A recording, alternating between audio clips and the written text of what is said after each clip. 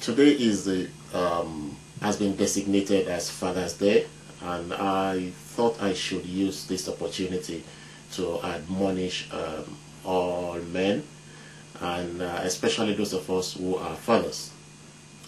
It is a great job to be a man and to be a father at the same time. And I know it, especially the joy that that realization gives to me, having a wife and having children.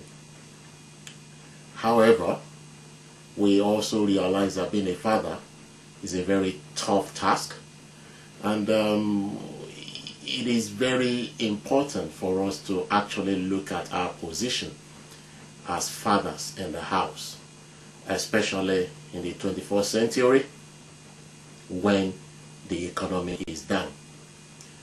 I would like to say to us today that things may be very, very tough. In fact, things are tough and things are rough. Many of us may have lost our jobs. Many may still lose their jobs. And this obviously will bring a lot of inconveniences in the family. May I please suggest at this time, with the little knowledge I have about problems or what I see as challenges, one thing I know is tough times don't last. But tough people who are able to accommodate a blip in their living circumstances, people who are able to actually understand that there are no problems if you don't see problems, people who understand that there are only challenges, and it's better to see challenges because that way we will be able to know exactly. We will sit down, think, pray, and be able to find out how to move ahead. May I say at this point, the fact that times are hard has also brought its inconveniences. Many people may be going through subtle or even may pronounced harassment, especially coming from people we may have commitments to. Many of us may have tried as fathers to better the lot of our families. Many of us may have failed, or have we actually failed, or there is a pause in our attempts. It is not only that we've made attempts to try to better the lot of our families, but we realize that if that had happened as we hoped, then the country would have benefited in general. But it is obvious now that simply because some people may be finding things a bit tough as a result of so many reasons, part of which we cannot, and which has actually not been overflown, that the banks have actually caused a lot of problems for many families today. So as fathers, should we now allow the inconvenience? Should we allow the harassment that many of us may be receiving from these financial institutions? Should we allow that to make our families crumble? Should we actually take the frustration out on our families? No, we cannot do that. Our families, our wives and children have been there supporting us, even now that things are tough. And I will use this opportunity to actually give credit to my wife and my children. And I hope every man, every father will be able to say that about their wives and their children. I'm proud of my wife, I'm proud of my children. They have supported me in this very, very trying time. And all I can say at this time is, please, fathers, do not allow any present situation to weigh you down. If you allow the stress, if you allow the several telephone calls that you receive every day, the threats of your credit history being damaged, the threats of bankruptcy, the threats of you losing your home, the threats of you not being able to get credit anymore, if you allow all those information, all those threats to weigh you down, and you become gravely ill, that is if some people don't even do something terrible to themselves. If you allow such to happen, I would like to let you know that you are the only person who is going to actually bear the brunt, and you are going to bring a lot of problems on your family. The financial institutions who are putting stress on you, who are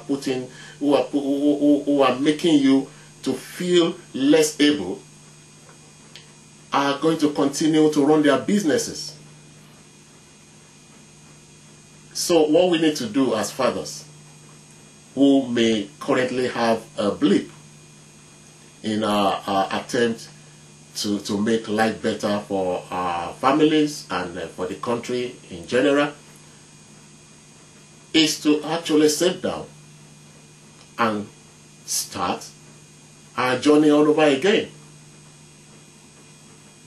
It is very important for us to know that it is only somebody who falls and remains there that has lost. There is nothing wrong in somebody trying and failing. So what we've got to do is to try and try and try again. We've got to look at the story of people who have made it in life. If being able to have wealth or money is we equate that to making it, we need to actually read their story. It's important for us to find out. I read recently that some of the people we see these days with loads of money, millions, have actually had problems in the past. Some have been bankrupt in the past. Some had their initiatives not working out for them the way they wanted. But many of them today, we will be surprised where they are. So in a nutshell, my suggestion today to us fathers is that we should not allow anything at all to pull us down and keep us down. We need to raise our heads high. We need to try as much as possible. We need to do what is possible, what is necessary, in order to make our lives to be better, in order to create and provide for our families, and in order to make the country to be a better place for all of us to live in. I will use the remaining part of this broadcast to appeal to Mr. Cameron, the Prime Minister, and people in government, not to only focus on the fact that times are hard, the economy is bad, and we need to do something, we need to do something. Yes, it's important, we need to do something, but we need to look at the effect of what we want to do to get the economy back on track on the family, especially the man in the family. If the man in the family has a problem, then there is a likelihood that there will be a problem for everyone in that family. We need to look at the issues, especially regarding employment. We need to look at the current, the attempt by government to reform the justice system as it applies to Employment Relations Act. It will be disastrous if government will listen and dance to the tune of the CBI and the other employer organizations to increase the qualifying time from 12 months to 24 months. To ask anybody who may have been harassed and discriminated against or dismissed unfairly from work to make a deposit. It will be disastrous for our economy and our community should government listen and implement suggestions about putting a seal on any remedy or compensation due to anyone who has been found to have been discriminated against at work. It is funny the way we are looking at things. I read recently when the employer organizations and the top people in within the CBI suggested a seal on compensation if anybody was found or if they had been found to have discriminated against their employee. Are they suggesting that they would like to continue the practice of discriminating against some people while they are so sure that, yeah, regardless of whatever we do, you are not going to get more than this? Can anybody tell me whether any amount of money can return or restore a victim of discrimination back to what that person used to be? We know that is not possible. And again, should the government do that, it's important for the Attorney General or the Minister of Justice to actually look into the laws properly.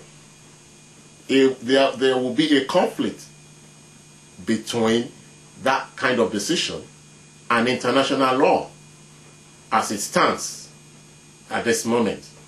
It's impossible for anybody to consider a remedy for an action that has not actually been tried and tested. It is impossible for anybody to offer a seal on remedy for unlawful acts of discrimination which has not been put to test. It is also very important for me to mention at this time that it is my conviction that no one in his right senses will be planning to take his or her employers to court the day he or she was filling the application form. It is the circumstances. It is most of the time the uncooperative and non-robust attitude by the employer organizations that actually make things like this to happen.